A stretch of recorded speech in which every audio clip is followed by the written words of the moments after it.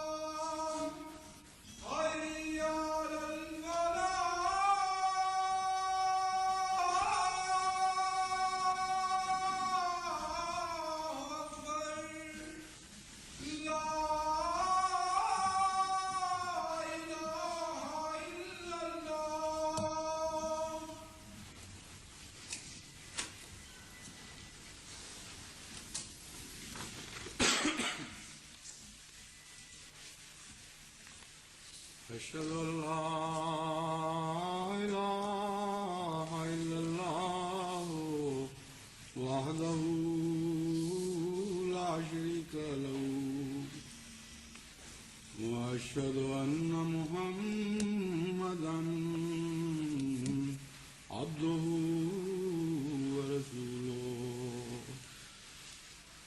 أما بعد فأعوذ بالله من الشيطان الرجيم بسم الله الرحمن الرحيم الحمد لله رب العالمين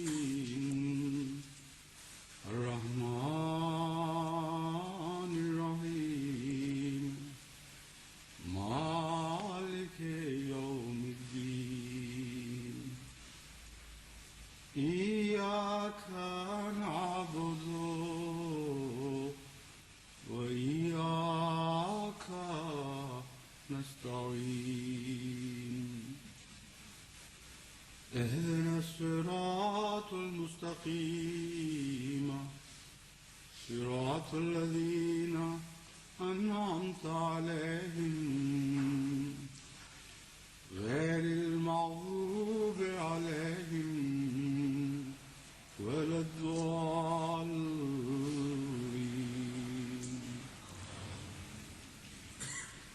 أذن للذين يقاتلون بأنهم ظلموا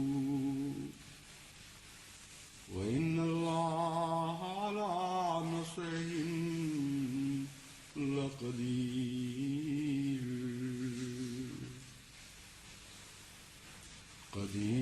الذين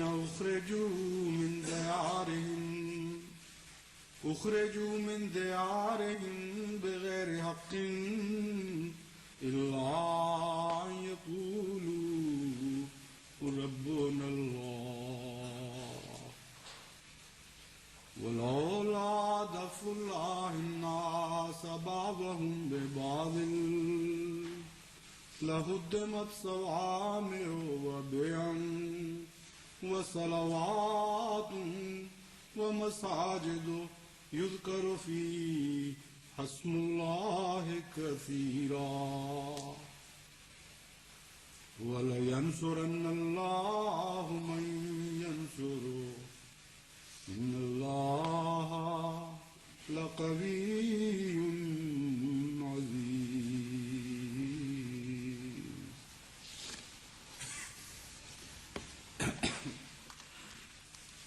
حکومت پاکستان کی طرف سے قرطاس ابیض میں جو حضرت اقدس مسیح موعود علیہ السلام کے خلاف بہتان لگائے گئے ہیں اور الزام تراشیوں سے کام لیا گیا ہے، ان میں ایک اہم الزام یہ ہے کہ آپ نعوذ باللہ من ذالک انگریزوں کے خود کاشتہ پودا تھے، اور جماعت احمدیہ گویا کہ انگریزوں ہی کی قائم کردہ ایک جماعت ہے. اس سلسلے میں گزشتہ خطبے میں اس الزام کے ایک پہلو سے متعلق میں نے احباب جماعت کو مطلع کیا تھا اور اس کے مختلف پہلوؤں پر مختلف حصوں پر روشنی ڈالی تھی. اب میں بعض اور پہلوؤں سے اس الزام کی مختلف شاخوں پر گفتگو کروں گا. اس الزام کے ساتھ تعلق بناتے ہوئے حضرت مسیح موعود علیہ السلام کو جہاد کا منسوخ کرنے والا قرار دیا گیا، اور یہ دلیل قائم کی گئی ہے کہ چونکہ آپ انگریز کے مقاصد کی خاطر انگریزوں ہی کی طرف سے کھڑے کیے گئے تھے، اس لیے ان مقاصد میں سے ایک اہم مقصد جہاد کی تنسیخ تھا. اور چونکہ آپ نے اپنے کلام میں بکثرت اس بات کو تسلیم کیا ہے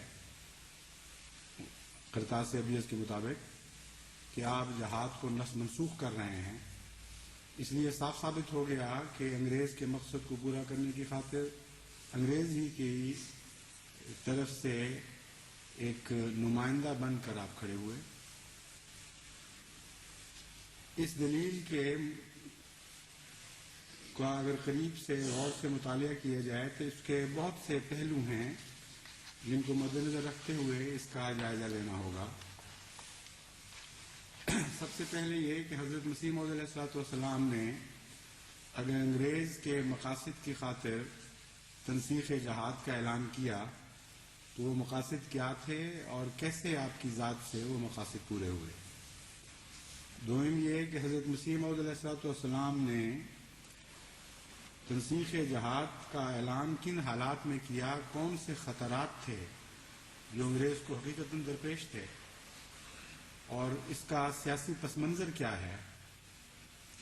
اس کے علاوہ بہت سے امور ہیں جن کو میں نے نقطہ بنقطہ ذہن میں رکھا ہوا ہے اور میں انشاءاللہ ان میں سے ہر پہلو پر روشنی ڈالوں گا. سب سے پہلے تو یہ دیکھنے والی بات ہے کہ اگر انگریز نے حضرت مسیح موعود علیہ السلام سے جہاد کی منسوخی کا اعلان کروانا تھا اور مسلمانوں کو اس خیال سے باز رکھنا تھا، تو یہ ناممکن تھا کہ حضرت مسیح موعود علیہ السلام سے ایسے دعوی بھی ساتھ کروا دیتے جن سے آپ کی ساری قوم دشمن ہو جاتی.